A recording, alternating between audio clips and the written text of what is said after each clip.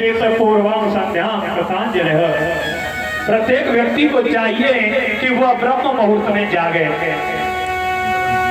यानी 4 बजे 4 पाई को छोड़ देना चाहिए। और 4 बजे तो ऐसी नींद आवे कि रसगुल्ला से ही मीठी, ऐसा लगे अभी और सो लो। ब्रह्म मुहूर्ते बुद्धे, तो ब्रह्म मुहूर्त में जागना चाहिए।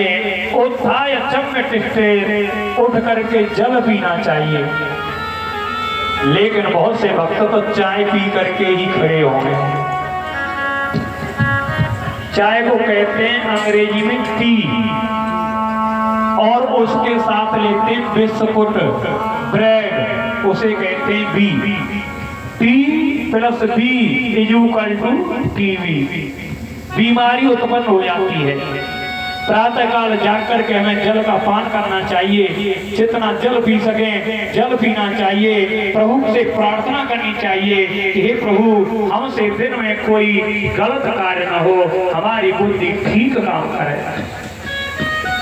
अपने से बड़ों का सम्मान करना चाहिए, उनके लिए अभिवादन करना चाहिए।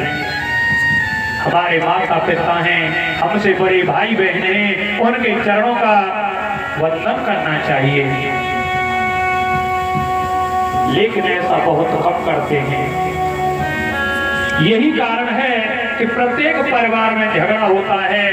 यदि परिवार में 4 व्यक्ति हैं, कोई छोटा है कोई बड़ा है, सभी अपने अपने धर्म और कर्म पर टिके हुए हैं, तो वहां झगड़ा होने की कोई बात नहीं है। लेकिन सभी, छोटा भी बड़ा बनना चाहता है, बड़ा भी और बड़ा बनना चाहता है, इसी वजह से झगड़ा सामने आता है।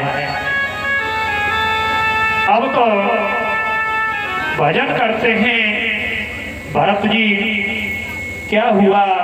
हे राजा परीक्षित, श्री सुखदेव जी कहते हैं, तत्र तदा राजन हिरणी पिपासया जलाशया श्याम के भोपजगम। एक दिन जड़ भरत जी ब्रह्म मुहूर्त में स्नान करने के लिए नदी के पास गए। गंडकी नदी में स्नान कर रहे थे। उन्होंने देखा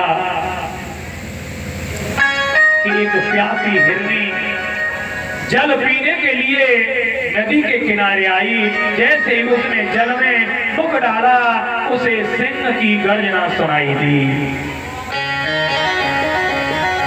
जैसे उसने सिंह की गर्जना को सुना, व्याकुल हो गई। प्राणों की रक्षा करने के लिए उसे नदी को पार करना चाहा। हे राजा परीक्षित, उसके पेट में बच्चा था।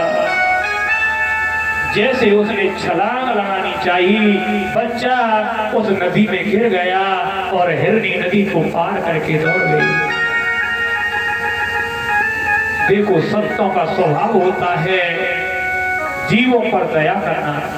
प्रत्येक व्यक्ति का कर्तव्य होता है कि उसे जीवों पर दया करनी चाहिए, परमार्थ करना चाहिए। लेकिन व्यक्ति जीवों का हिंसक बन रहा है। व्यक्ति जीवों को काट काट करके खा रहा है। ये मनुष्य का कर्तव्य नहीं है। व्यक्ति को बहुत शुद्ध भाव से रहना चाहिए। कहते हैं जैसा खाएंगे अन्न और वैसा होगा मन। जैसा हम अन्न खाते हैं वैसे मन की भावनाएं बनती हैं, बिगड़ती हैं। इसलिए शुद्ध खाएं और स्वस्थ रहें। भरत जी ने देखा कि ये बच्चा नदी में गिर गया है, अगर मैं इसे नहीं निकालूंगा तो इसकी मृत्यु हो जाएगी। दौड़ करके गए, उन्होंने हिरण के बच्चे को गोदी में उठा लिया और उस बच्चे को गोदी में ला करके देखा बहुत कोमल बच्चा है। उसे तुलाने लगे, नदी में स्नान कराया और उसे लेकर के अपने आश्रम पर कुटी पर आ गए। बच्चे को हरी हरी घास ला करके खिलाने लगे। लेकिन क्या हुआ कि भरत जी का मोह उस हिरनी के बच्चे में हो गया। भगवान की तरफ से उनका मन हट गया। मैंने आपको पहले भी बताया था, गोस्वामी तुलसीदास जी बताते हैं कि मोह सकल व्याधन कर बोला। जब हमारे हृदय में मोह जागृत हो जाता है तो ये मानो दुख प्रकट हो गए। इसलिए हमें कभी मोह नहीं करना चाहिए, निस्वार्थ भाव के जीवों पर दया करनी चाहिए। क्या हुआ, उन्होंने हिरण के बच्चे का लालन पालन बहुत अच्छी तरह से किया। धीरे धीरे बच्चा बड़ा हो गया। पहले बच्चे को भोजन कराते हैं, उसके बाद स्वयं भोजन करते हैं। लेकिन एक दिन उन्होंने देखा कि मैं प्रभु के भजन से हट गया हूँ, मुझे प्रभु के चरणों में मन लगाना चाहिए। वह समाधि में बैठ गए, प्रभु का चिंतन करने लगे। कहीं से हिरणों की मंडली आ गई और वह बच्चा उनके साथ भाग गया। जैसे ही भक्त जी समाधि से हटे, उन्होंने हिरण को नहीं पाया। हिरण को पुकारते हुए ढूंढते हुए वन वन में भटकने लगे। कहने लगे, आए जइयो हिरण मेरे द्वारे पे आए जइयो। हे हिरण, तू कहाँ चला गया? तू कैसे मुझे दिखाई नहीं दे रहा है? मेरी कुटी पर आ जा हिरण।